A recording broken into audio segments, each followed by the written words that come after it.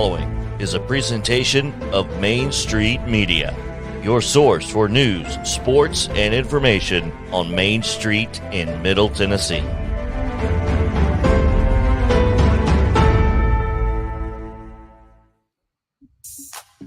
This week we hear from Beach head coach Kit Brown, as well as tournament MVP Andrew Page, Gallatin head coach Greta Parker, and Portland coach John Ferguson following their team's district tournament championship victories. This is Full Court Press with Zach Womble covering high school sports all across Sumner County. Now lace up the shoes. It's tournament time. Let's get into that Full Court Press. Here's your host, Zach Womble. Thanks, JP. When you see the hoop, you know what time it is. Welcome into another edition of the Full Court Press podcast. I, of course, am your host, Zach Womble, and in this episode, we have so much to dive into. But first, as always, if you have not already, please like, subscribe, and rate the podcast wherever you may be listening. In fact, if you're already subscribed, we appreciate that, but I'm asking you to do me a favor. I want you to unsubscribe and then resubscribe.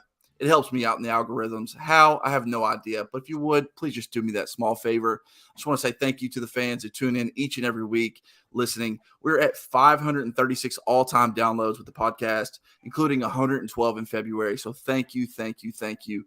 You, of course, can follow me on Twitter at Zach Womble MSP. You can follow the show on Twitter at FCP_MSP. Go ahead and turn on those notifications so you never miss an episode. Let's tip things off this week talking about the Gallatin girls basketball team. They won their first district tournament title since 1999 on Monday when the Lady Wave defeated the previously unbeaten Bucks in league play 62-58. The Bucks were the top seed heading into the tournament and looked poised to be everyone's favorite to come out of that tournament as the number one seed. And as cited in my story that you can check out on mainstreetpreps.com, Greta only needed her team, her coaches, and her managers to believe. In fact, let's hear from Parker now following their thrilling victory. Congrats. I don't know if many people gave you a chance in tonight's game. So to accomplish that with this group, the way that you did, your thoughts? 28 people in the gym thought that we were going to do it, and that's us, our managers, players, and coaches. And I didn't care about anybody else. It was the only ones that needed to know that we were going to win, and they played to win. You mentioned yesterday or Saturday that when the girls came in, there was a different vibe. It was a different attitude. They decided they were going to win when they came. Was that the same attitude vibe that you got today? Same exact thing. I noticed that today they were a little bit more loose, which I wanted them to be a little bit more loose. But when they were in there warming up, when they were in there doing their stretches, when they were here for a reason. We call it a business trip. And I told them, as soon as you walk into station camp, we're on a business trip. Come in here and handle business. And that's what they got. So. The girls celebrated, but the thing that stood out to most was I got to finish my TikTok. It's kind of funny how priorities are, aren't they? Yeah. You know what? Let them finish the TikTok. They deserve the TikTok. I'm hard on them. And me and Coach Landers are he was the nurturer and the good, kind soul and the encourager. And I was the one who always put a foot up their butt. So losing that part of our duo, I had to figure out how to be both.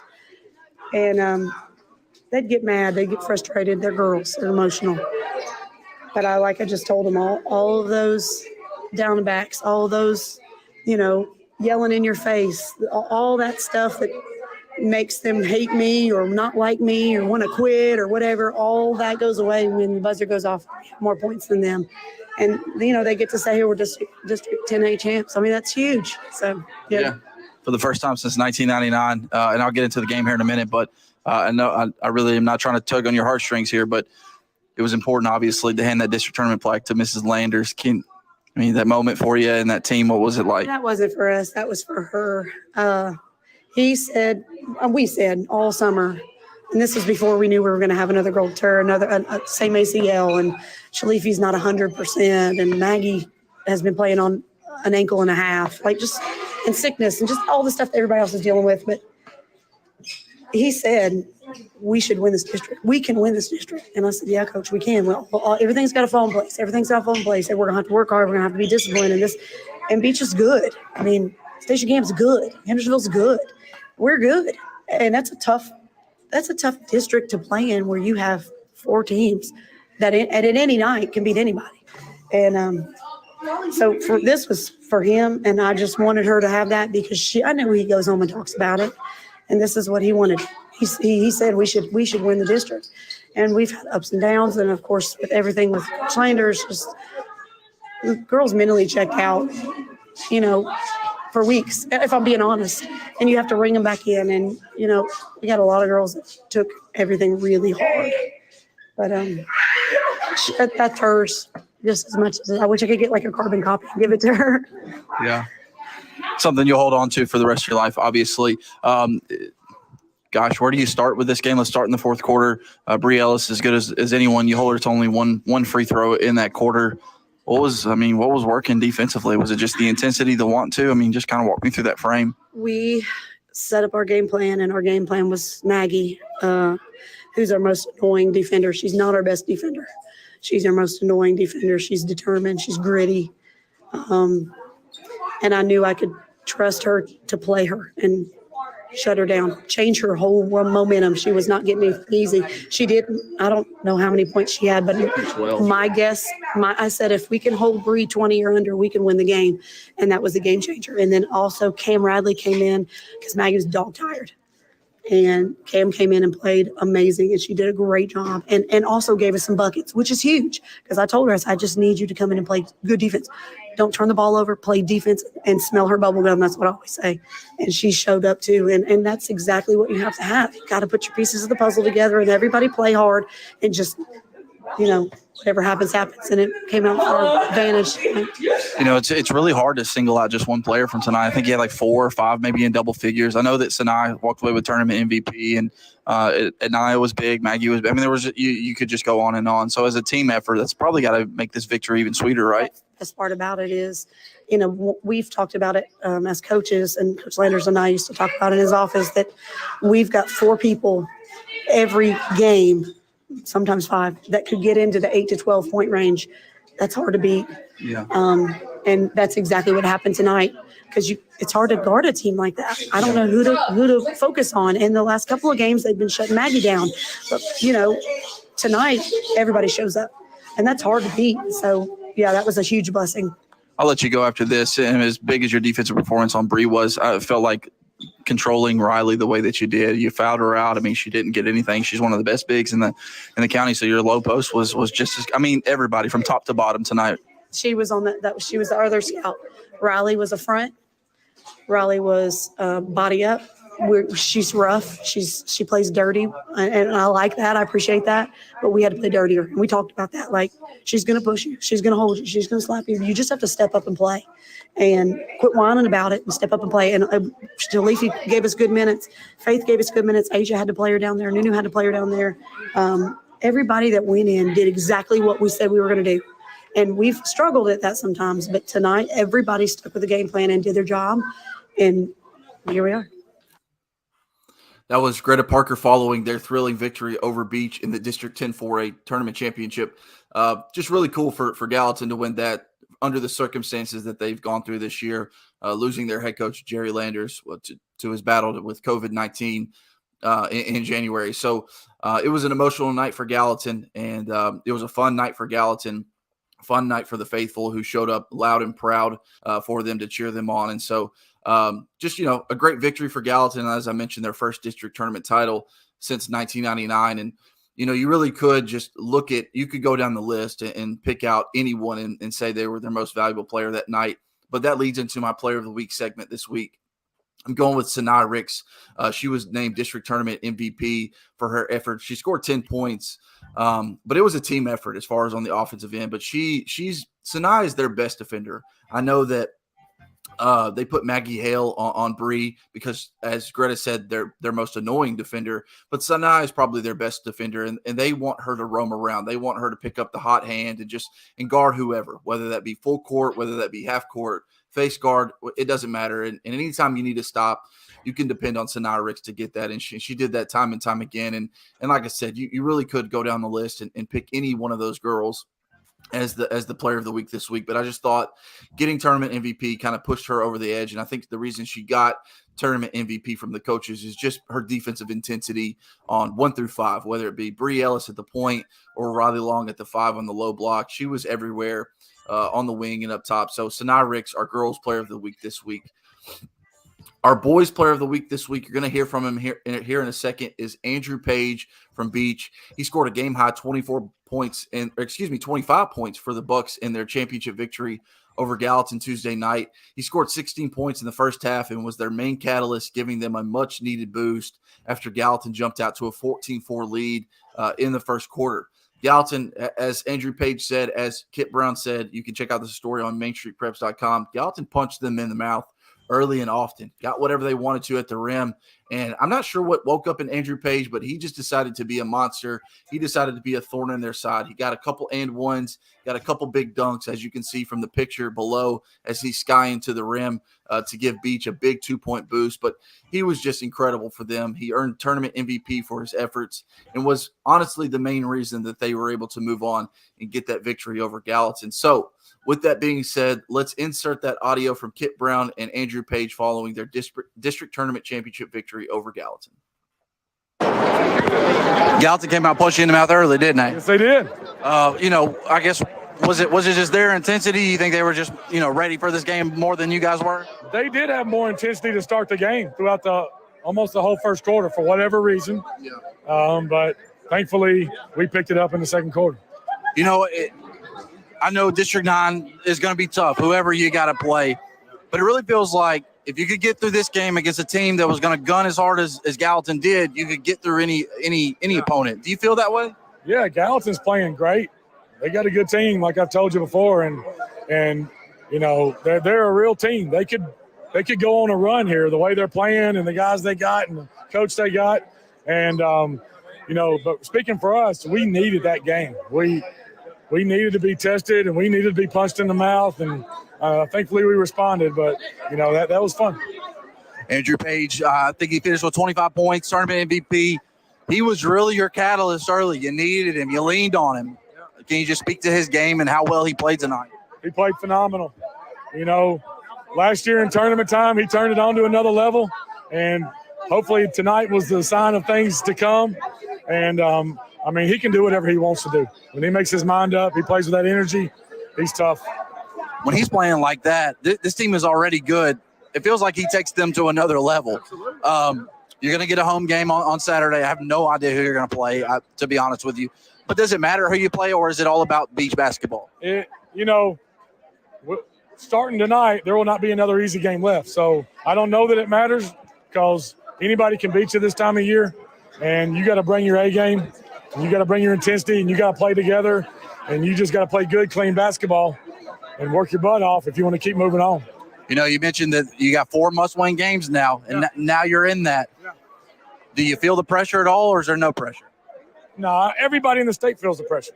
Everybody Saturday it's one and done for everybody who loses. So, not just us because of our record and our ranking, but everybody's got to win on Saturday. So, there is a little more pressure on us, I guess, but at the same time, everybody's fighting for their life. 31 straight wins. Yeah. They're gunning for your 92 team. Yeah. Are you going to be upset if they break it? No, absolutely not.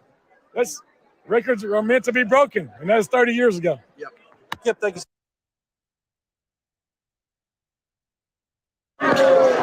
Tournament champ, man. What was the mindset coming in tonight? We know we had a tough game against them last time. Just come out, sharpen things up on defense and offense, and just come out and play hard and aggressive. And they came out swinging, right? 14-4.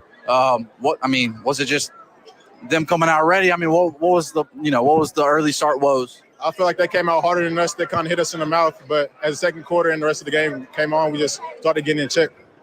Yeah, I know you're not a me guy, but you were a spark to this team. I think you scored 16 in the first half, got a couple dunks, couple and ones. Did Kip say something to you, or was it just something you took upon yourself to try to put the team on your back? Really, they just told me go into this game and attack.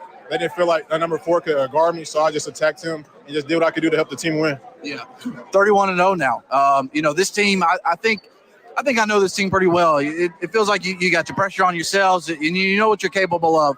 But now you move into 4 must-win games. That's what Kip Brown calls this next week, the region tournament. When you hear that, what does that mean to you? What do you think? We just got to look at it as 4 more games to win. Just can't put too much pressure on ourselves. Just get the job done. Yeah, I know you're chasing some beach history. 33 straight wins, I think, is a record. You're at 31 now. So if you get to a region final, you'll be able to tie that. Is that a goal of yours? For sure, but we try not to focus on it too much. Yeah. If this team can, how do you feel this team stacks up with anybody in the state? I feel like we can compete with anybody. Yeah. This game is a big atmosphere. Gallatin really wanted it. A lot of people said that if you could get through this game, you could get through any game. Do you feel like that? Yeah, the atmosphere was definitely crazy this game. I feel like it was one of the most packed out games we played in. I feel like we can't get through anything after this. Were you nervous at all tonight? No, sir. Just came in hungry and ready to play. You heard it there from Kip Brown and Andrew Page. No pressure. Although Kip Brown, it says a little bit different tune. He says every team in the state feels pressure going into Saturday because it's a win or go home game. But this team exudes confidence. They know exactly what they can accomplish, and nothing said by the outsiders can sway that. They already know what's at stake, and they know exactly what they can do.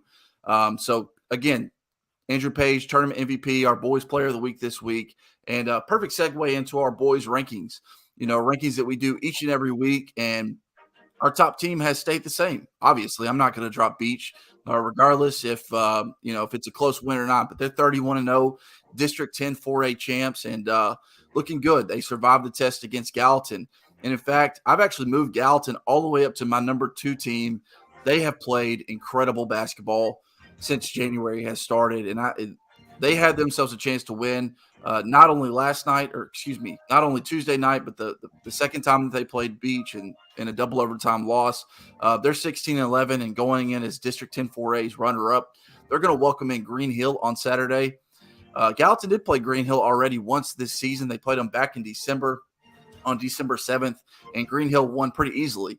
But I feel confident and safe saying that this is a completely different Gallatin team, and I just think it's not going to be the same outcome as it was in December. Now, it still could be a Green Hill victory, but I don't think it's going to come the way that it did. I don't think it's going to come as easy as it did.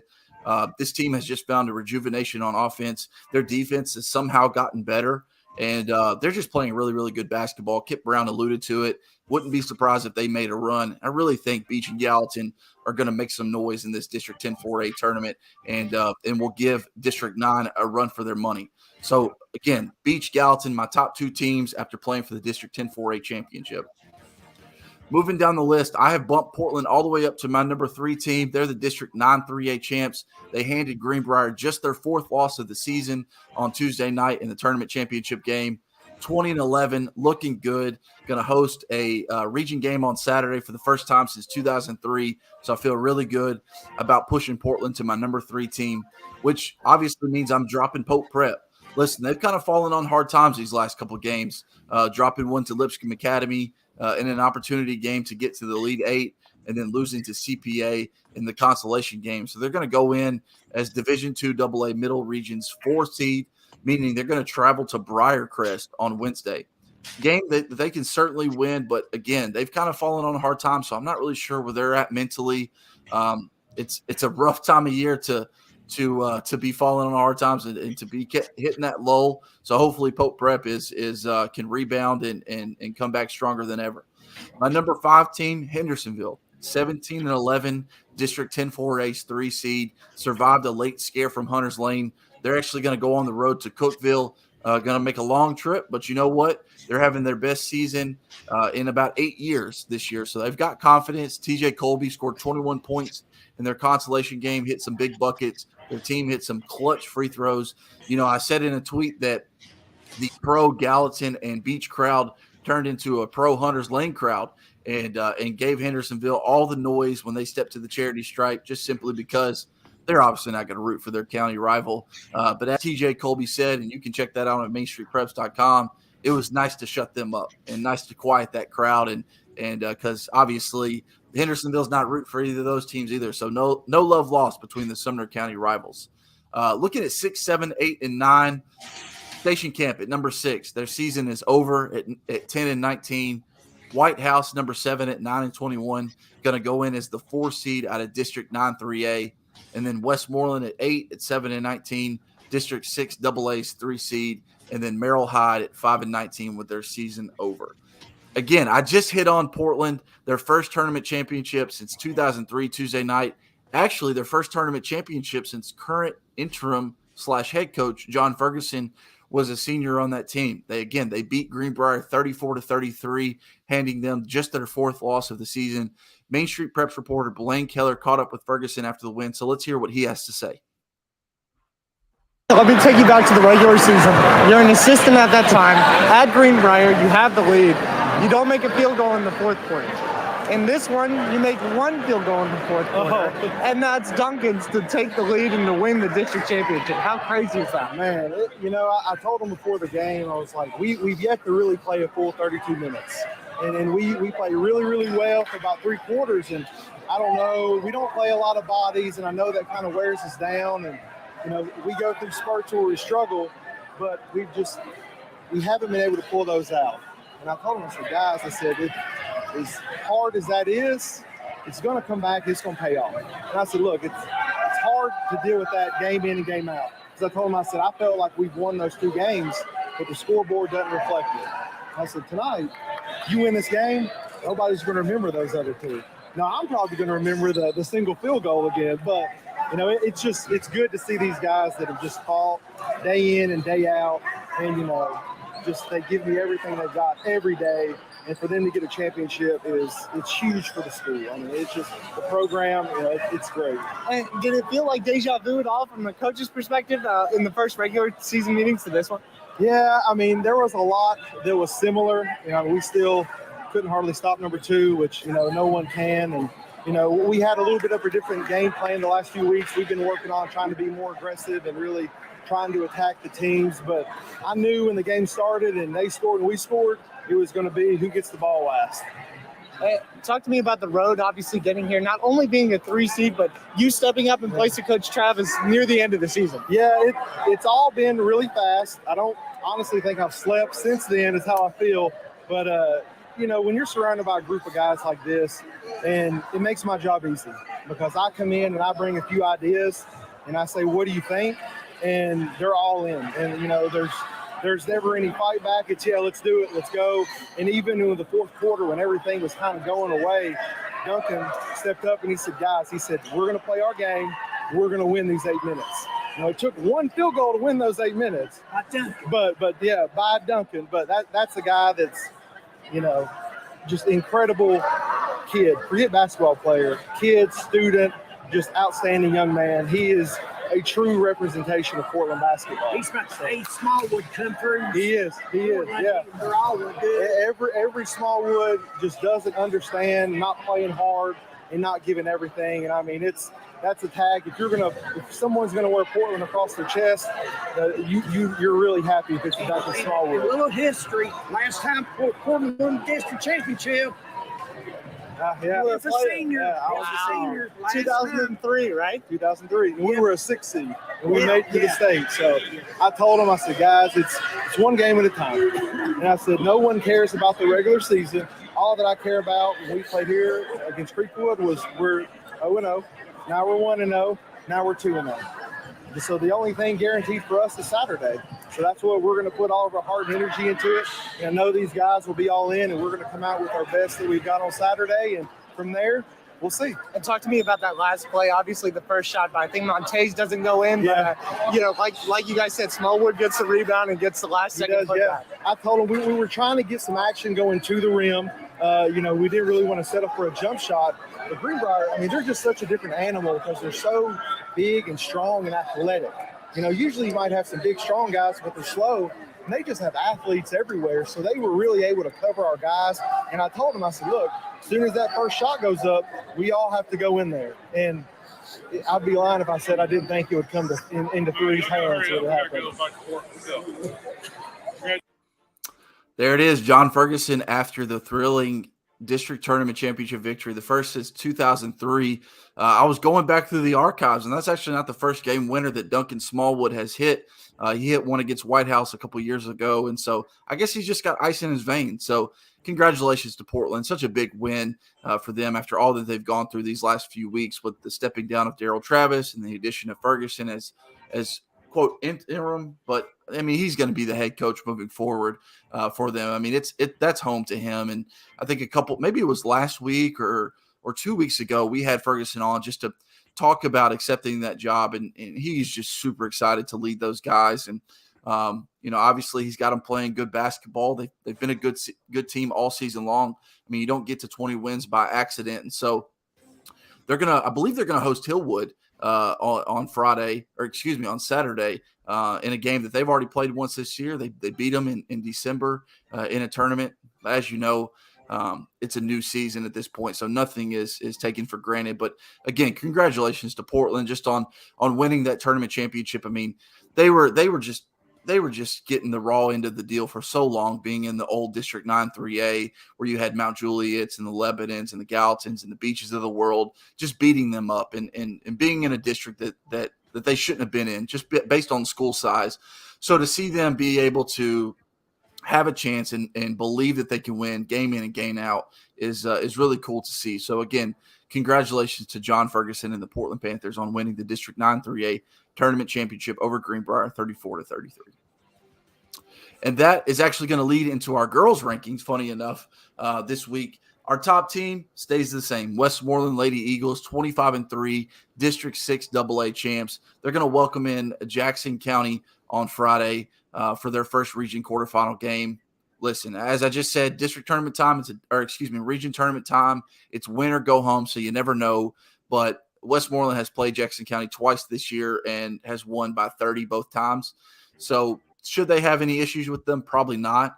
But you just never know what's going to happen. But this Westmoreland team, I really feel like, is on a mission to get to Murfreesboro, to get to that glass house. And so it starts on Friday, and they've got a home game and a winnable game. And then if they're able to win that, they play their region semifinals and finals at Watertown High School, where they just played the district tournament championship. So a little bit used to their goals, a little bit of rhythm, familiarity with that trip. So you just never know what's going to happen. But I like Westmoreland, 25-3. They haven't lost since last December when they went on the road and lost at Clarksville Northwest.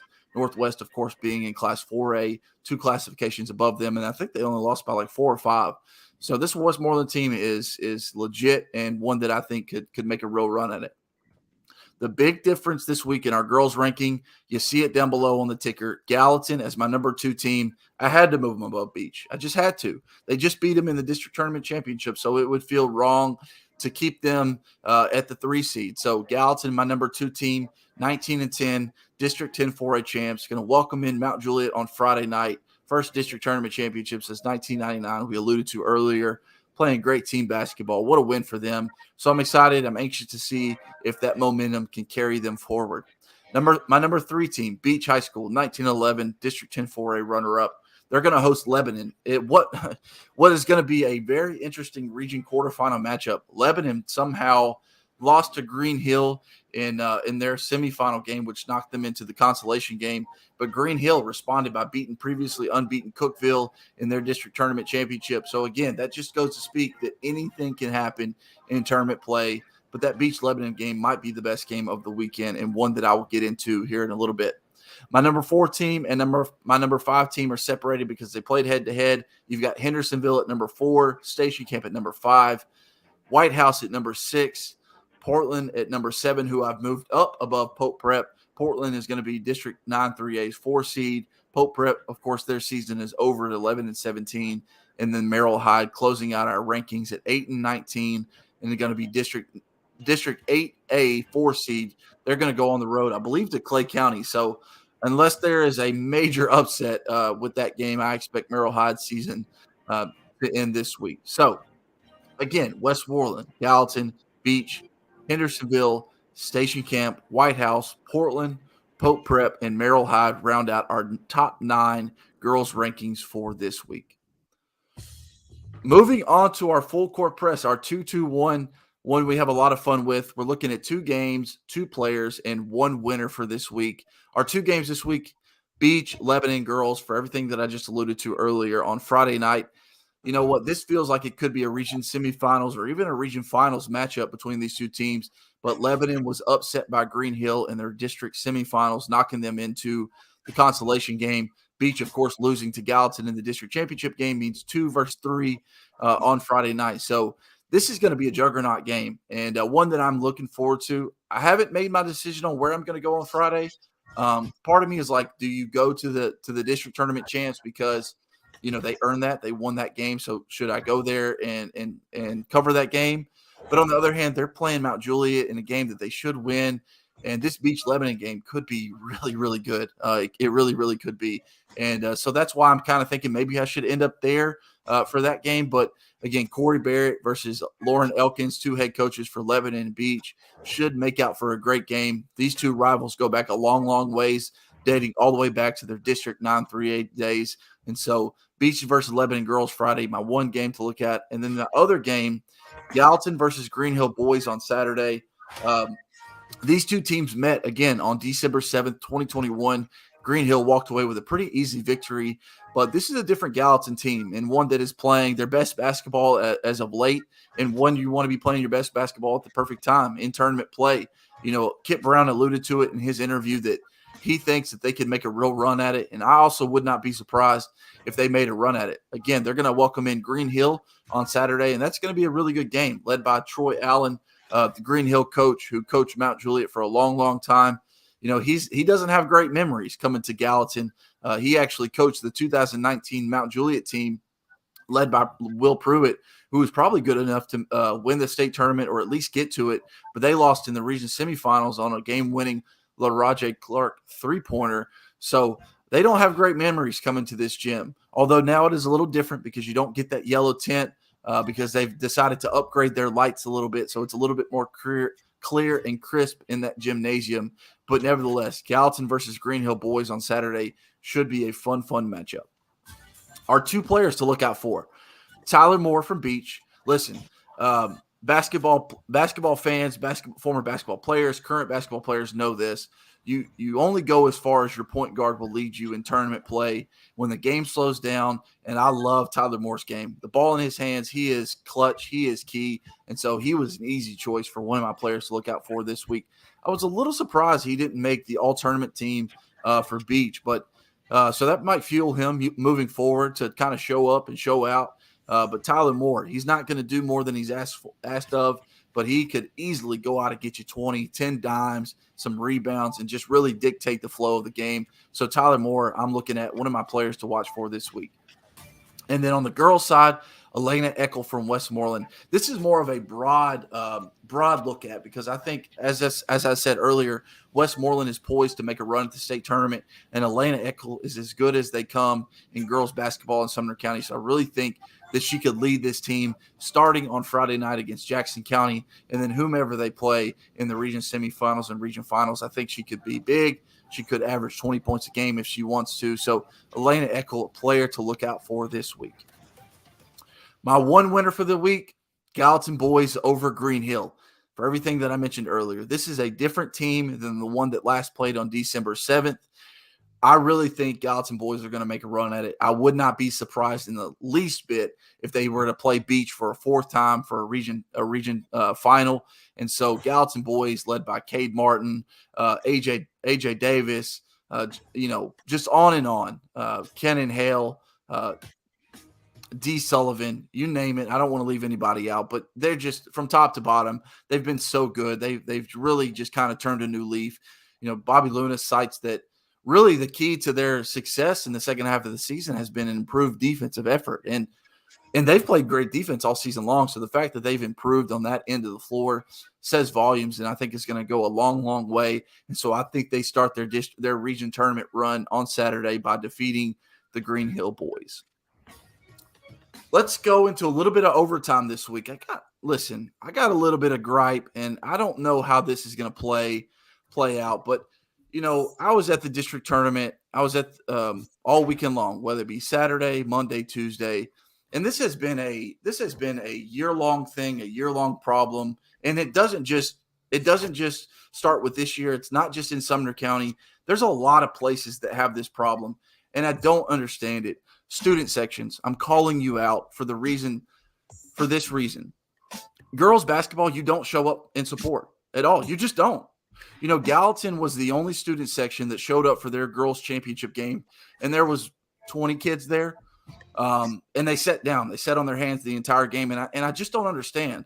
Like, okay, I get it. If you want to say like the boys' game may be more exciting because it may be up tempo, fast pace, high flying, or whatever it may be, but that doesn't excuse you from not showing up to support your peers, to support your classmates. So I'm really disappointed in these student sections because on Monday night for the girls' championship game or the third place game, there was nobody there. But you turn around on Tuesday and there's 1,500 people in that gymnasium cheering on, being loud, and cheering on the boys. So student sections, be better because it's ridiculous. You need to show up and support your girls in a much better fashion than what you've shown, not only this weekend but all season long. And listen, I know I'm getting on the Sumner County students, but it's a problem across the state, I'm sure. Now, I'm sure if you go to like a Macon County or Clark Range or Cheatham County, like small community schools, you'll see students showing up for the girls. But for the most part, girls do not get the same level of support as the boys. So I'm challenging you, student sections, this week. Show up and support your girls. That will do it for this week's episode of the Full Court Press. I hope you had a good time listening to me ramble. As you know, when you see the hoop, you know what time it is. It's basketball time here in Sumner County. Going to try to make it. I've missed my first two. Let's see if I can make the third. No good again. I'll talk to you next week.